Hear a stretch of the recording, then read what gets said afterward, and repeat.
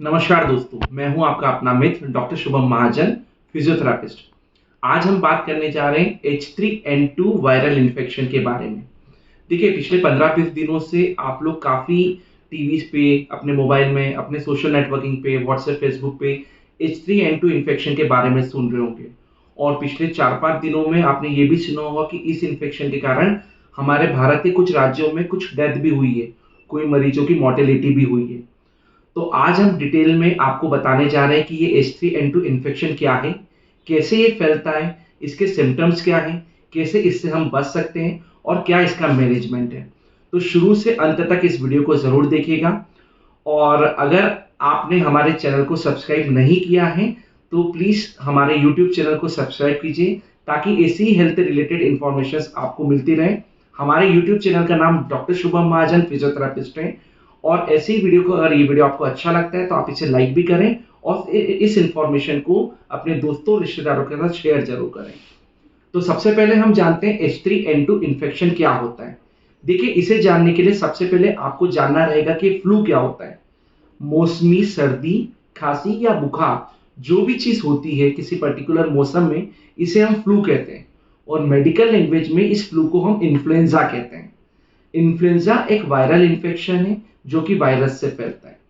देखिए, कुछ दिनों पहले आपने, पिछले 2 सालों पहले जब कोरोना आया था, तो आपने देखा था कि कोरोना की कुछ लहर आई थी, उसकी कुछ वेव्स आई थी। First wave, second wave, third wave, मतलब जब उसके अलग अलग वेरिएंट आए तो उसकी अलग अलग वेव्स आई। ऐसे ही इन्फ्लुएंजा के भी अलग अलग टाइप्स हैं। Influenza A, influenza B, influenza C और इन्फ्लुएंजा डी। ये इन्फ्लुएंजा के 4 अलग अलग टाइप है। इन्फ्लुएंजा ए और बी जो वायरस है, जो टाइप है इन्फ्लुएंजा ए और बी, उससे काफी इंफेक्शियस डिसीज होती है और उससे डिसीज की जो इंटीग्रिटी होती है वो काफी ज्यादा होती है। इन्फ्लुएंजा सी वाला जो वायरस है वो माइल्ड डिसीज करवाता है और इन्फ्लुएंजा डी वाला वायरस है वो कैटल्स के अंदर यानी जानवरों के अंदर डिसीज फैलाता है। तो इन्फ्लुएंजा ए जो है और बी जो है वो काफी इंफेक्शियस है और काफी जल्दी तरीके से स्प्रेड भी होता है। इन्फ्लुएंजा ए के 2 सब टाइप और हैं, एच और एन। तो इन्फ्लुएंजा के 4 टाइप और इन्फ्लुएंजा ए के 2 सब टाइप, एच और एन। एच मतलब हीमोग्लूटामिन और एन मतलब न्यूरोअमाइनेडेज। इससे नाम आप इतना इंपॉर्टेंट नहीं है, लेकिन आप ये ध्यान रखिए कि एच वाला जो है वो भी H1 से H18 तक है, 18 एचएस है। और एन भी जो है N1 से N11 तक है, 11 अलग अलग एन है। तो कोई भी एच और कोई भी एन जब कॉम्बाइन कर लेते, कॉम्बिनेशन कर लेते वे, तो वो एक नया प्रकार का इन्फ्लुएंजा वायरस पैदा कर देते हैं। तो इस बार H3 और N2 ने मिलके H3N2 करके एक नया वेरिएंट, नया सबटाइप, एक नया इन्फ्लुएंजा ए वायरस प्रोड्यूस हुआ है। अगर आपको याद हो तो 2015 के अंदर H1N1 नाम का भी एक सबटाइप आया था जिसे हम स्वाइन फ्लू कहते हैं, जो भी काफी घातक था, जो भी लाइफ थ्रेटनिंग था, खासकर हाई रिस्क पेशेंट्स के अंदर। और इस बार कॉम्बिनेशन में H3 और N2 इन लोगों ने कंबाइन करके एक नया वेरिएंट बनाया जिसे हम H3N2 वायरस कहते हैं।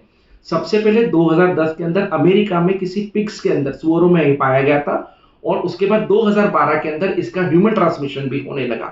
तो ये है H3N2। तो इसके सिम्टम्स क्या है? इसके सिम्टम्स बिल्कुल फ्लू के इन्फेक्शन की तरह है।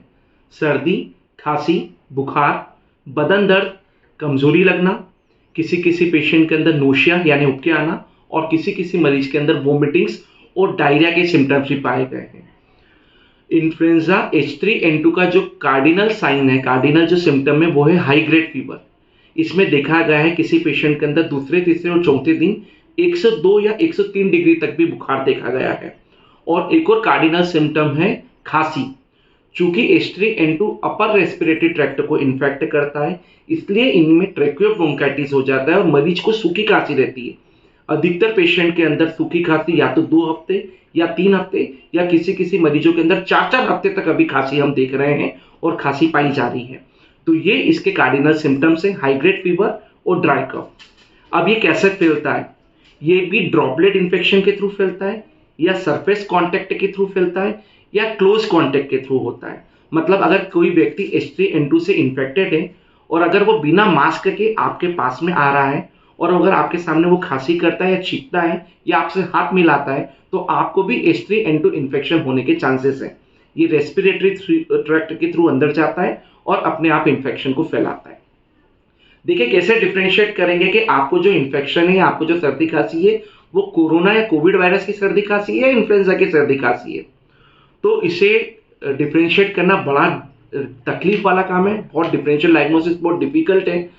और एक ही चीज का एक बड़ा डिफरेंशियल डायग्नोसिस ये है कि कोरोना के अंदर लोअर रेस्पिरेटरी ट्रैक्ट का इन्फेक्शन होता है, मतलब उनके अंदर लंग्स इन्वॉल्व होने लग जाते हैं, उसके अंदर लंग्स डैमेज भी होते हैं, उसमें गीली खांसी मरीजों को आती है। और H3N2 के अंदर पेशेंट को ड्राई कफ आता है क्योंकि अपर रेस्पिरेटरी ट्रैक्ट इन्वॉल्व होता है। और जो लॉस ऑफ सेंसेशन और लॉस ऑफ स्मेल था, मतलब स्वाद का चले जाना और सुगंध का चले जाना, वो कोरोना में देखा गया है, लेकिन H3N2 इन्फेक्शन में लॉस ऑफ स्मेल और लॉस ऑफ सेंसेशन नहीं है। तो इसे इसी तरीके से डिफरेंशियली डायग्नोस कर सकते हैं। अब कैसे हम पता करें कि हमें H3N2 इन्फेक्शन हो गया है? तो क्लिनिकली अभी सर्दी खांसी बुखार और लंबी अगर सूखी खांसी आ रही है तो डॉक्टर्स मान के चल रहे हैं कि ये H3N2 इन्फेक्शन से पीड़ित है, क्योंकि अभी गवर्नमेंट में डिस्ट्रिक्ट हॉस्पिटल्स में इसकी किट अवेलेबल नहीं है, हर डिस्ट्रिक्ट हॉस्पिटल में अवेलेबल नहीं है। और प्राइवेट में भी ये टेस्ट काफ़ी कॉस्टली होता है, लगभग 6,000 रुपये का इसका टेस्ट होता है। इसीलिए डॉक्टर्स अभी ज़्यादा टेस्टिंग्स नहीं करवा रहे हैं। लेकिन हाँ, कोई हाई रिस्क के पेशेंट्स हैं, उनके अंदर अगर डॉक्टर्स को लग रहा है कि इन्फेक्शन हुए तो वो डॉक्टर्स जरूर उसके लिए उसे टेस्ट के लिए कह रहे हैं। तो इस तरीके से उसका डायग्नोसिस होता है। क्या ट्रीटमेंट है इसका?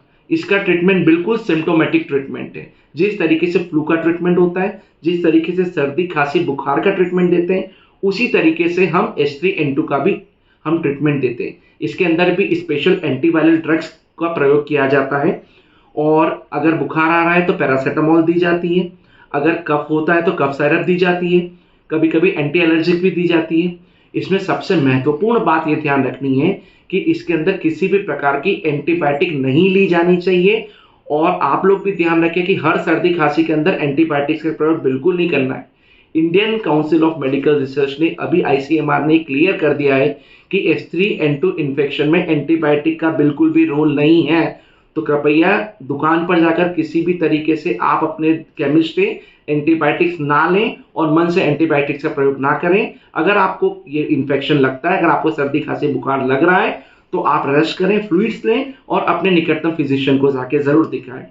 प्रिकॉशंस क्या लेने? देखिए प्रिकॉशंस, क्योंकि चूंकि कोविड जैसा ये इन्फेक्शन है, फ्लू का ही मामला है, तो सबसे इंपॉर्टेंट प्रिकॉशन है हमारा मास्क। मास्क का प्रयोग आप हमेशा करें। अभी फिलहाल जब ये पैंडेमिक का सीजन चल ही रहा है तो मास्क का प्रयोग बिल्कुल जरूर करें। भीड़ भाड़ वाले इलाकों में ना जाएं, थोड़ा सा सोशल डिस्टेंसिंग को अपनाएं, हैंड हाइजीन प्रैक्टिस करें, सब लोगों से हाथ नहीं मिलाएं, दूर से स्माइल करें, दूर से वेव करें, और अगर हो सके तो सैनिटाइजर का प्रयोग करें। तो जैसे प्रिकॉशंस आपने कोविड इन्फेक्शन के समय इस्तेमाल किए थे, वही प्रिकॉशंस आपको H3N2 इन्फेक्शंस में भी इस्तेमाल करने। सबसे लास्ट में एक सवाल, क्या H3N2 भी पेंडेमिक लेके आएगा? क्या कोरोना जैसा इसका भी पेंडेमिक आएगा? तो यह कहना अभी थोड़ा सा मुश्किल है, लेकिन हाँ, इन्फ्लुएंजा A टाइप का वायरस पेंडेमिक लाने में सक्षम है। तो अभी तो नहीं, लेकिन अगर ये इन्फेक्शन कंट्रोल में नहीं होता है या तादाद में ज्यादा बढ़ता है तो हो भी सकता है कि H3N2 भी पेंडेमिक लेके आ सके। तो प्लीज आप लोग सब सतर्क रहें, खासकर छोटे बच्चे 5 वर्ष की उम्र के नीचे और वृद्ध व्यक्ति 60 वर्ष से ऊपर, और ऐसे व्यक्ति जो लोग कोमॉर्बिडिटीज, जिनको high blood pressure, sugar, thyroid, दूसरे इन्फेक्शन है, कैंसर या HIV जैसे इन्फेक्शन है, या ऑलरेडी उनकी इम्यूनिटी कॉम्प्रोमाइज्ड है किसी और इन्फेक्शन के कारण, ऐसे लोग अपना विशेषकर ध्यान रखें। और थोड़ा भी अगर अपने को संदेह लगता है कि आपको सर्दी खांसी बुखार या इन्फेक्शन जाता है तो निकटतम अपने डॉक्टर के पास में जाके जरूर उन्हें दिखाएं। आप सब लोग अपना बहुत बहुत ध्यान रखिएगा। बहुत बहुत धन्यवाद।